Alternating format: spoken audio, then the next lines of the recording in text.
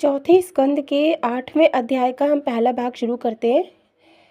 मैत्रेय जी कहने लगे, हे विदुर जी, जिस तरह सती का हिमाचल के यहाँ पार्वती रूप में पुनर्जन्म लेकर शिव जी के साथ विवाह हुआ, अब मैं उस कथा का वर्णन करता हूँ। दक्ष के यज्ञ में देह त्याग करते समय सती ने अपने हृदय में महादेव जी के चरणारविंदों का स्मरण करते हुए ये प्रण लिया था कि यद्यपि मेरा कहीं भी दूसरा जन्म होगा तो मैं उस जन्म में शिव जी की ही सेवा करूंगी और एक पल के लिए भी उनका साथ नहीं त्यागूंगी। वह देह छोड़ने के बाद उन्होंने पर्वतराज हिमवान के यहाँ पार्वती नाम से जन्म लिया।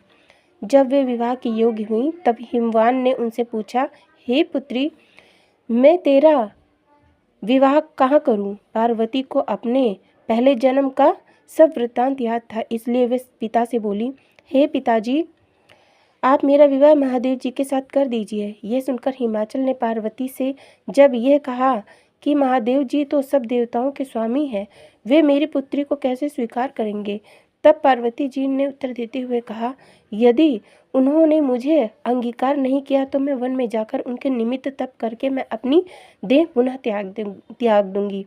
यह कहकर पार्वती जी ने वन में जाकर तपस्या करना प्रारंभ कर दिया। जब तपस्या करते करते बहुत दिन हो गए तब एक दिन नारद जी शिव जी के प्रति पार्वती के प्रेम की परीक्षा लेने के निमित्त उनके पास आए और पूछने लगे, हे पर्वतराज पुत्री, तुम किस लिए यहाँ कठोर तपस्या कर रही हो? पार्वती जी ने नारद जी को भगवत भक्त समझकर प्रणाम करके कहा, मैंने श्री महादेव जी के साथ विवाह करने के लिए यह तप प्रारंभ किया है। पार्वती जी की यह इच्छा जानकर नारद जी बोले, हे पार्वती, तुम बड़ी पागल और एवं मूर्ख हो।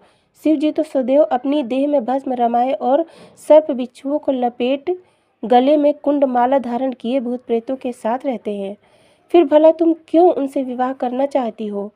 देवर्षि के ऐसे वचन सुनकर पार्वती जी ने उत्तर दिया, हे महामुने, चाहे वे समस्त अवगुणों की खान हो क्यों ना हो, चाहे वे समस्त अवगुणों की खान ही क्यों न हो, परंतु मेरा मन उन्हीं से प्रसन्न है